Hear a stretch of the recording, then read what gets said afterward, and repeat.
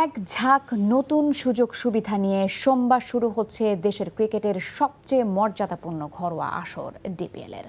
নতুন সিদ্ধান্ত অনুযায়ী ম্যাচ চলাকালীন ড্রেসিং রুমে কেউ মোবাইল ফোন ব্যবহার করতে পারবেন না বলে জানিয়েছেন বিসিবির সভাপতি তামিম ইকবাল। এবারের আসরকে স্বচ্ছ ও দুর্নীতিমুক্ত রাখতে কঠোর নিয়ম আরোপ করেছে ক্রিকেট বোর্ড। মূলত ম্যাচ ফিক্সিং বা অন্য কোনো অসাধু উপায়ে সুযোগ বন্ধ করতেই এই নিয়ম চালু করা হয়েছে। গত কয়েক বছরে ডিপিএল-এর আম্পায়ারিং এবং ফলাফল নিয়ে নানা বিতর্ক তৈরি হয়েছিল। ক্লাবগুলোর মধ্যে সেই আস্থাহীনতা দূর করার উদ্যোগ নিয়েছে বর্তমান বোর্ড। এই টুর্নামেন্ট দিয়ে ঘরোয়া ক্লাবগুলোর জন্য খাবারের ব্যবস্থা বিসিবি করবে। চিকিৎসা সেবা নিশ্চিতে 6 ভেন্যুতে আইসিইউ ইউনিট সহ অ্যাম্বুলেন্সের ব্যবস্থাও করা হবে।